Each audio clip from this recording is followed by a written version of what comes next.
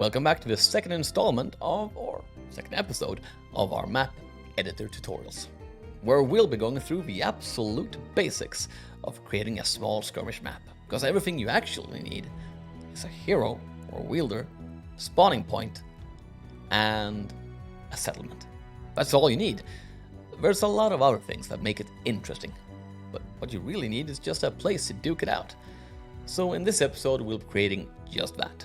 We'll be creating towns, settlements, and a spawn point for your wielder. We'll even adjust it so that you can see which team they're playing for. You can find all of that, or at least most of that, in place objects and player. Now at first, I really wanted a town.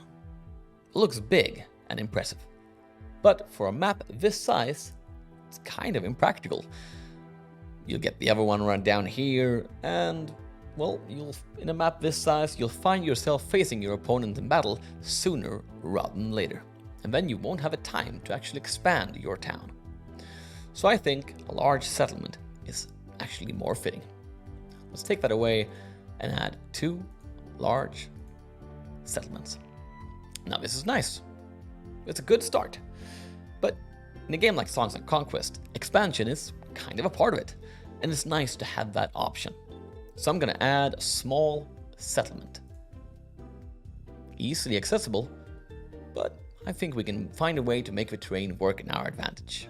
But that's for the next video, where we'll be talking a bit about terrain editing, adding roads, mountains, forests, things that make your map pop a bit. We're not done yet, of course.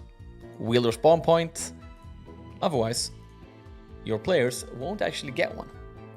And let's make sure right now they're not actually bound to anything like that. So let's go to owning team right here. I just clicked the settlement, and then I can owning team. Let's go with player 1. Perfect. And I'll make sure that the spawn point for wielder matches the settlement. This way your player starts the right location. Let's fix this one up to, well, we don't want to force an act or force a faction. That's for the advanced session. Let's say player 2. Make the same thing. There we go. This is everything you need right now. Now the small settlements is up for grabs for, well, in theory, everyone. We'll make sure they're more easily accessible by one player, but that comes a bit later. Right now, you could play this map.